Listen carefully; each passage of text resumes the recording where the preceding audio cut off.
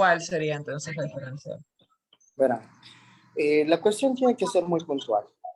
Para que se te catalogue como femicidio o feminicidio, dependiendo de la normativa nacional e internacional, hay un nexo bastante importante, que debe haber el nexo filial, emocional o parentesco entre la víctima y el victimario. Es decir, hay antecedentes de violencia doméstica. Por ejemplo, la víctima denunció al juzgado de la mujer y la familia por violencia intrafamiliar.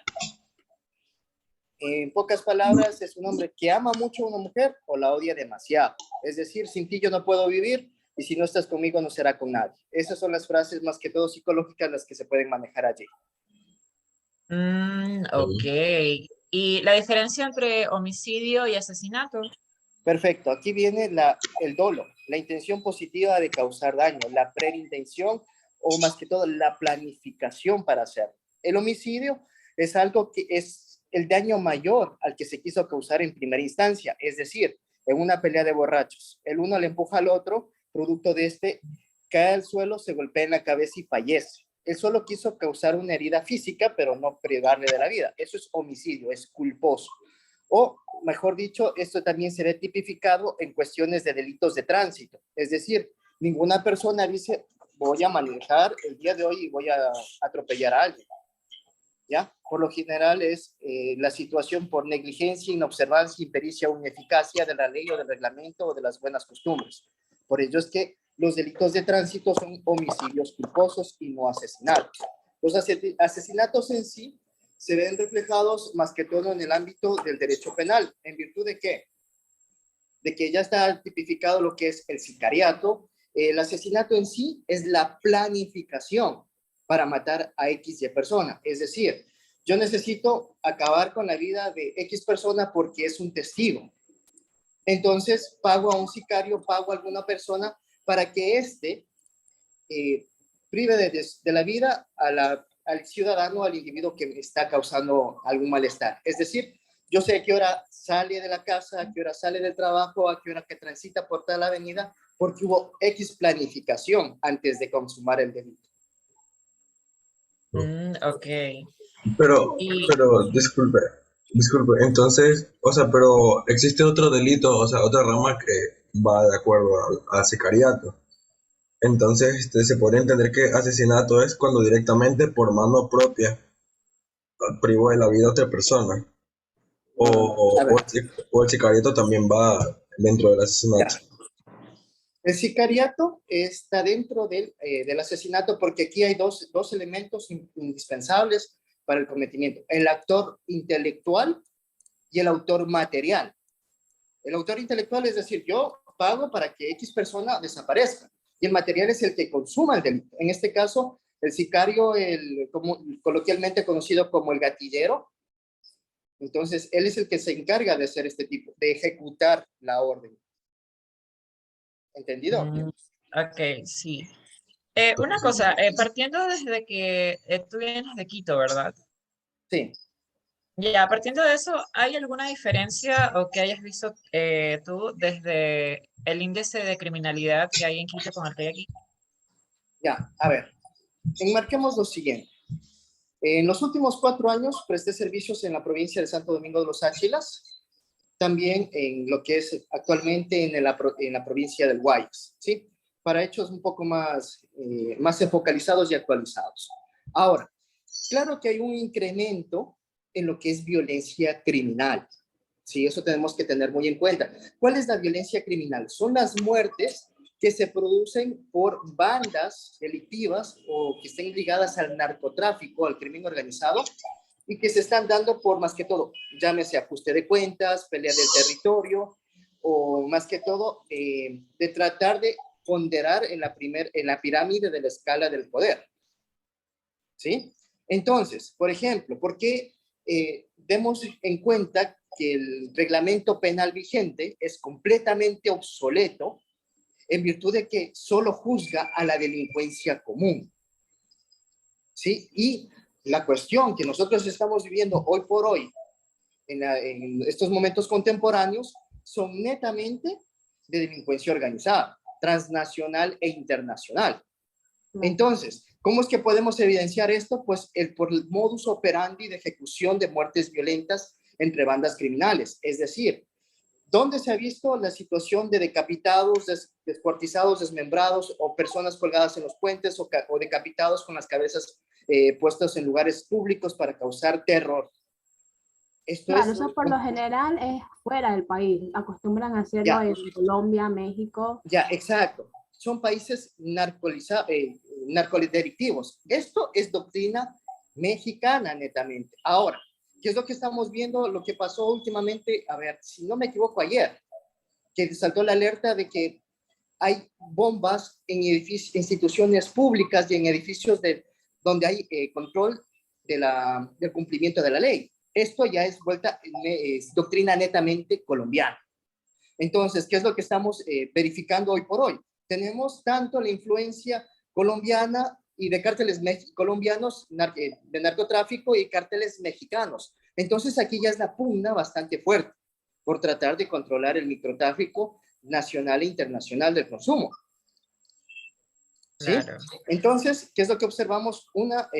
Leyes completamente obsoletas, ineficientes e ineficaces, que prácticamente son sumamente paternalistas para los derechos humanos de delincuentes, obviando completamente los derechos humanos de la víctima y de aquellos encargados de cumplir y hacer cumplir la ley. Entonces, ¿qué es lo que podemos observar de lo que fue en el transcurso de la semana? Un servidor policial que al repeler la agresión contra un adolescente mató a 2 delincuentes y fue sentenciado a 13 años de prisión. Versus lo que pasó en Quinindé al momento de que servidores policiales van a controlar la alerta de personas que están armadas dentro de un lugar de tolerancia, en los cuales el delincuente simple y llanamente no observa nada, coge, dispara y arremete en contra de él. Mientras que lastimosamente la fuerza pública se ve sesgada y de manos atadas para tratar de cumplir todas las absurdas condiciones de garantías de legítima defensa y de uso progresivo de la fuerza, para repeler eso, porque si lo repeles, contraatacas y neutralizas o eliminas la amenaza, puedes verte en un juzgado y sentenciado a 13 años, o en su defecto, lo que sucedió con el subteniente, perder tu vida. Entonces, ¿cuál es la situación entre los funcionarios públicos encargados de cumplir y hacer cumplir la ley? O te matan o te vas preso. Entonces, ese es el mensaje claramente que se ha sesgado y ha dejado muy en claro. Por eso es que hoy por hoy la violencia va a aumentar. Y esto va a ser de cierta manera insostenible hasta que no haya una reforma de que pueda garantizar que los ciudadanos, aquellos que son potenciales víctimas, se encuentren respaldados y el derecho restaurador esté a favor de aquellos que sufrieron el delito, los objetos pasivos de la agresión. Entonces, ¿qué es lo que podemos observar acá? Un sistema netamente paternalista, viciado, a favor de delincuentes que simple y llanamente por la situación, entre comillas, de derechos humanos, quedan en libertad o quedan con garantías constitucionales hasta un último recurso, que es la privación de su libertad.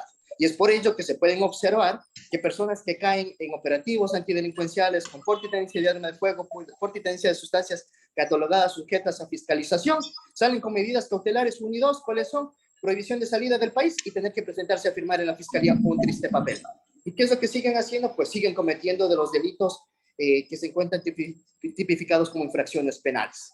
Y las víctimas siguen pululando y clamando por justicia ineficiente, lo que va a conllevar a que los ciudadanos empiecen a tomar venganza, justicia por manos propias.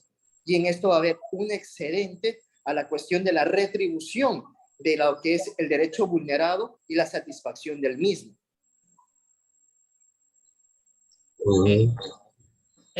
Una cosa, basándonos en el mapa, tenemos en cuenta de que lo estamos estratificando por sectores socioeconómicos, pero el índice de criminalidad y de asesinatos, homicidios y femicidios ha sido tan alto que vemos que está distribuido casi de forma equitativa durante todo el sector de lo que es Guayaquil. ¿Tú considerarías, ya que está dentro de tu trabajo o de lo que tú tienes aparte de tu experiencia, que los sectores de la ciudad siguen siendo influyentes para que se cometa uno de estos delitos dentro? ¿O ya estamos en un punto en nuestra sociedad que se dan en cualquier parte de la ciudad? Ya, por ejemplo, Esto para que ustedes puedan realimentar la información de lo que ustedes me dicen el mapa o la georreferenciación. Esto ya está estratificado y se conoce como mapa térmico y los hotspots o puntos calientes donde se puede identificar el tipo de criminalidad que se está dando en X situación geográfica. En sí, sí hay cierto tipo de categorización en base al nivel socioeconómico en el que se encuentre la persona. Es decir, que en lugares donde se puede evidentemente observar que existe planificación urbana, servicios básicos, vías de primer orden de acceso, de control, de monitoreo, puntos de vigilancia, llámese los ojos de águila, postes de alumbrado público funcionales, fachadas y mamposterías que no han sido grafiteadas o vandalizadas por estos grupos narcodelictivos, lógicamente lo que se concentra allí es más la cuestión de robo y delitos contra la propiedad. Y sesgados casos de, por ejemplo, violencia intrafamiliar, X días de la semana por cuestiones de consumo de, llámese alcohol o sustancias catalogadas sujetas a fiscalización o drogas recreativas. Versus lo que podemos observar que son en situaciones geográficas en donde netamente la gente, llámese el ciudadano común y silvestre, logró ocupar un espacio territorial mediante la fuerza, mediante el engaño, la usura, lo que se conoce comúnmente como invasiones, en donde primero no se pueden observar planificación estratégica, no hay servicios básicos, las calles son de difícil acceso, y lo hacen esto no de forma inconsciente, sino lo hacen de forma intencional para evitar que aquellos que están encargados del control y el orden público puedan acceder, porque son una especie de laberintos que se pueden observar. Y esto llámese en el Cerro de las Cabras, llámese en el suburbio, llámese en lo que es Pascuales o Esteros o en situaciones netamente donde no hay planificación urbana, donde prácticamente se tomaron esa posesión de ese predio mediante la fuerza, el engaño o la invasión. ¿Y qué es lo que podemos observar? Que dentro de ese aspecto hay índices altamente violentos de muertes donde se ven armas de fuego, ya no armas blancas, sino armas de fuego, material explosivo. ¿Y cuál es el aspecto primordial o preponderante en el cual decimos o se puede observar que es mediante el crimen organizado? Es porque la mayoría de los muertos, de las muertes violentas, por no decir en su totalidad, son ajusticiados o son asesinados con armas de fuego donde van de 12 a 13 impactos de proyectil de arma de fuego en adelante. Y encima más de lo que se puede observar mediante la prensa amarillista, cuando filtran los videos de las cámaras de seguridad, que se regresan y los rematan en el suelo. Es decir, se aseguran de que esté muerto. Entonces, esto no puede decir, es que por robarle le dispararon. No, es que porque se metió con mujer ajena, le pasó esto. No, esto es netamente que está ligado a narcotráfico, asesinato, extorsión, secuestro o delitos que van en contra de la seguridad de cada uno de los individuos. Además de que si no presenta antecedentes penales, pues sus familiares o están pagando la condena en algún centro de reclusión o privación de libertad, o estaban netamente familiarizados con algún tipo de actividad narcoeconómica ilícita, llámese lavado de activos, llámese pago de extorsiones o algún tipo de situación que vaya por la mano con ello. Listo, entonces, desde su conocimiento en el tema, ¿usted considera que se puede revertir todas estas situaciones caóticas existentes en el país? En efecto, se puede revertir e inclusive, a ver, en primera instancia se tiene que tratar la sintomatología. A ver, todo lo que se ha estado haciendo es tratando los síntomas, más no la causa-efecto preponderante. Es decir, que si se hacen trabajos y están planificados a corto, mediano y largo plazo, puede funcionar, pero todo lo que están haciendo es solo en este momento para tratar de sesgar la ola criminal, que es con operativos antidelincuenciales, pero en sí no tratan la enfermedad como tal. Es decir, acceso a una preparación académica de alto nivel, acceso a situaciones de salud. Si usted a la población educa y mantiene con salud, no necesita alimentarla, ni mucho menos protegerla, ni mucho menos preocuparse por el comercio, porque el comercio puede existir por sí mismo. Usted cubra los tres pilares fundamentales: salud, educación y seguridad, el resto funciona. Es decir, que si usted inicia proyectos invasivos, llamamos algo ejemplarizador, lo que se vio en región Latinoamérica. ¿Qué es lo que está haciendo el presidente de El Salvador? Fue un hito hasta el día de hoy, más de 77 días sin una sola muerte violenta, porque declaró la guerra abierta en contra de pandilleros y de grupos narcodelictivos, en donde ejerce la fuerza del Estado como tiene que ser, de un ente controlador y regulador, por lo cual aquellos que antes se sentían dueños de la vida ajena y de los bienes y propiedades estatales no tienen oportunidad.